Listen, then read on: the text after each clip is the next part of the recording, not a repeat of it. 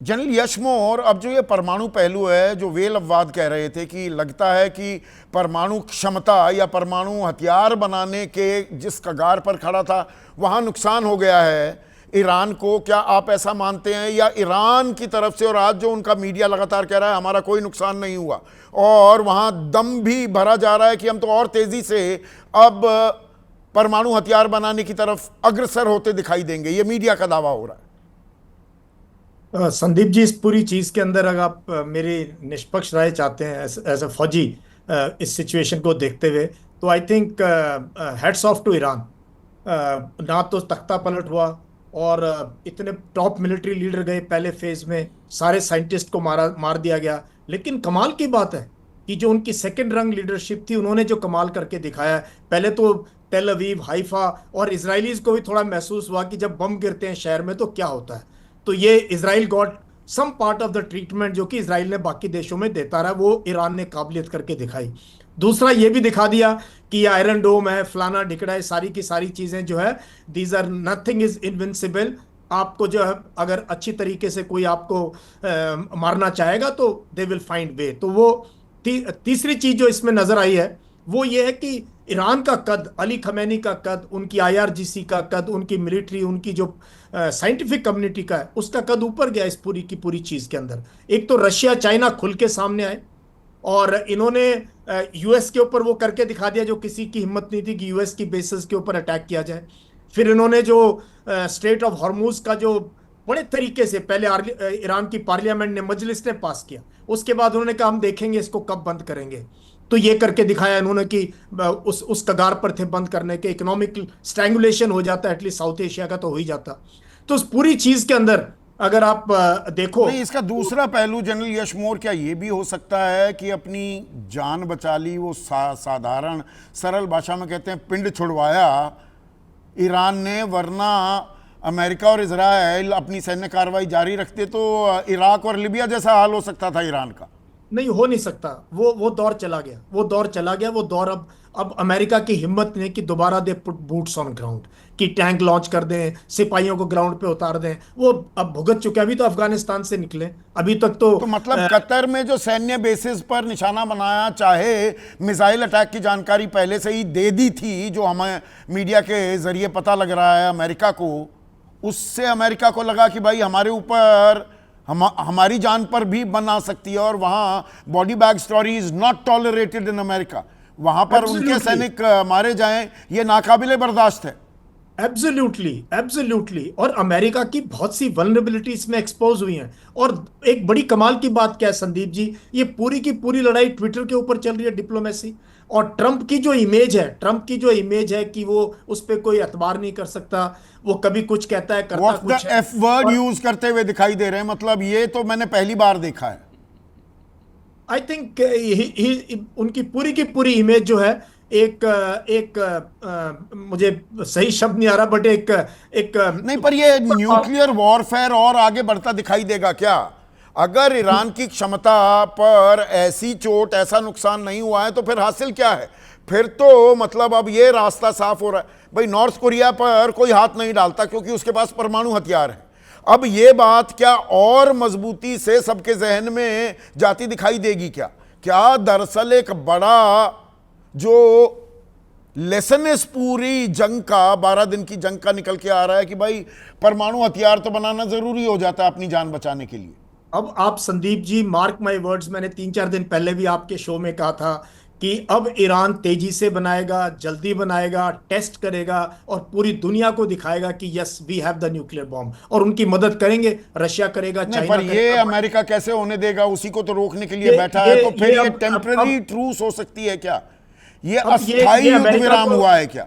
ये अमेरिका को एक्सेप्ट करना पड़ेगा। और अमेरिका बार बार हर जगह हार एक्सेप्ट करता रहा है। अमेरिका जो ब्लस्टर है अमेरिका का, जो ये मैं कई बार कहता हूं अपने बच्चों को जब पढ़ाता हूं, only God America knows is fire power. ये हर जगह नहीं कामयाब हो सकता कि आप अपने बॉम्ब भेज दें, लोगों को, निहत्थे लोगों को मार दें, तबाही करते रहें। कितनी तबाही करेगा अमेरिका जब वो अब लोगों को, even with in America people are ये मैंने अगेंस्ट। दर्शकों को जानकारी दी थी, 1776 जब से अस्तित्व में अमेरिका आया है, 400 से ज्यादा सैन्य कार्रवाई वो कर चुका है। और अगर हम 1950 से 2019 की बात करें तो 200 से ज्यादा बार सैनिक कार्रवाई, कोल्ड वॉर में 72 बार सैनिक कार्रवाई। तो अब वो दौर मुझे लगता है खत्म हो रहा है। वो अब खत्म हो रहा है या दरअसल वो दौर फिर से शुरू हो रहा है? नहीं एक second sir, general Bishambar Dayal भाई, ऑपरेशन मिडनाइट हैमर वो करते हैं, ईरान के परमाणु ठिकानों पर सीधा हमला करते हैं, सटीक हमला करते हैं। संदीप, ये बहुत डिफरेंट दौर है, ये लड़ाई का भी डिफरेंट दौर है। देखिए, ये कॉन्टेक्टलेस वॉर है, ये वॉर्स ऐसी हैं जिसमें आत्मसंपर्क नहीं हुआ है किसी का भी।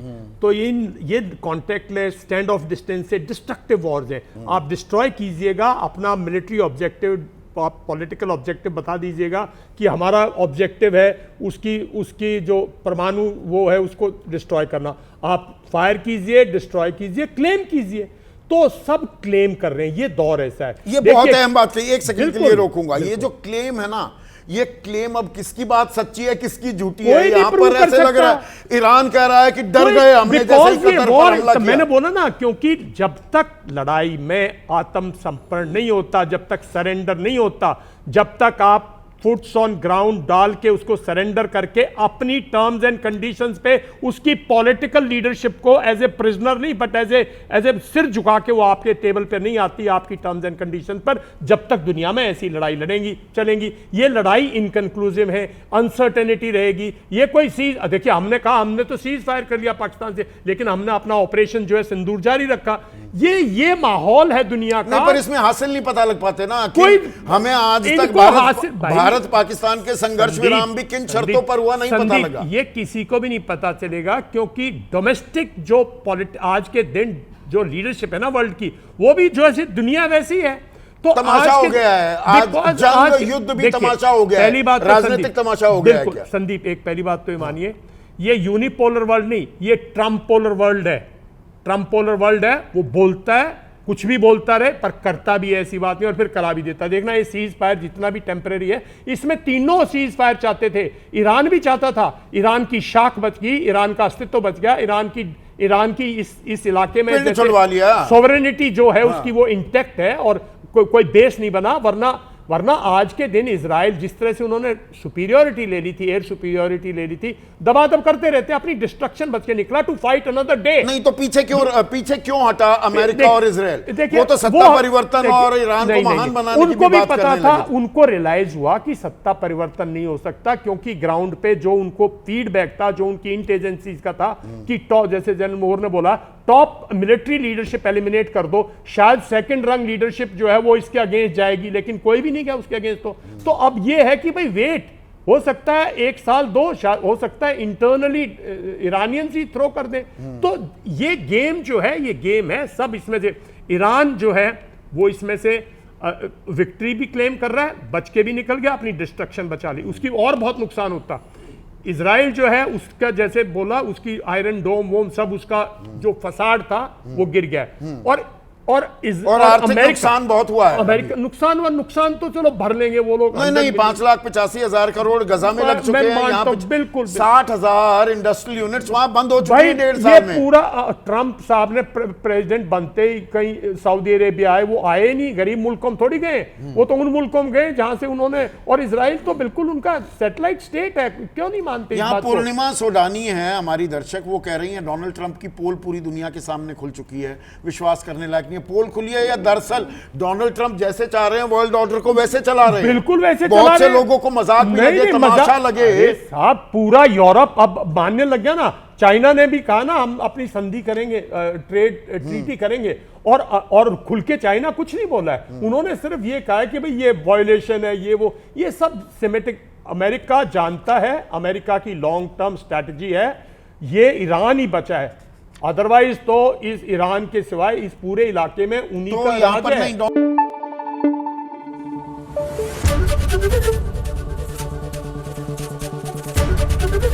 एबीपी न्यूज आपको रखे आगे।